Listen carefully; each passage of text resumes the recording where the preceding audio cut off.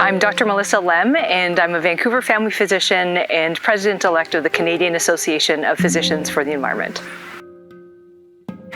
So a problem with today's society is this orientation towards screens. So children are by far exceeding their screen time recommendations when it comes to Health Canada and what they recommend, and they're not getting enough green time. They're not getting enough time outside. And so I think that's causing a number of different problems, both with mental health issues and also obesity, lack of physical activity. But I think it also means that they're not as connected to their natural environments as previous kids were, who would spend hours outside. They would come home and their parents would say, go play until it's dinner time, and then come back all tired out and ready for their meal, ready for bedtime.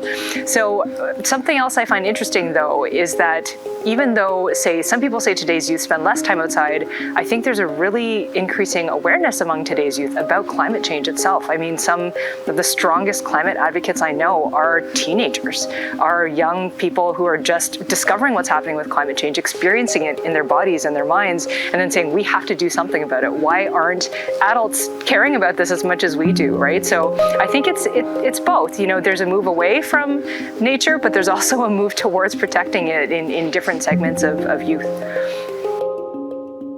There are so many different health benefits of spending time in nature. There's this body of evidence going back at least 4 decades about the mental benefits and the physical benefits of it. So there was a seminal study that was published in the 1980s, which was sort of the most famous and one of the first ones, where there were patients who were post-cholecystectomy or gallbladder surgery, and they were in the same hospital, and they either had a window that was looking out onto a brick wall or trees. And actually the patients whose rooms were looking out onto trees, they went home one day sooner, they called on their nurses less, and they used less pain medication. So I think this early study set off a huge wave of investigations, and really, I mean, from diabetes to high blood pressure to anxiety and depression, ADHD in children, cancer care outcomes, prenatal outcomes. I mean, there's so many different benefits that nature has for our brains and our bodies.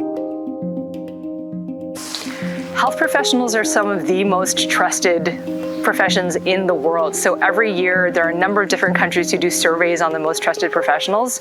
Doctors, nurses, almost always in the top 5. Politicians, real estate agents, way down in the bottom of the barrel.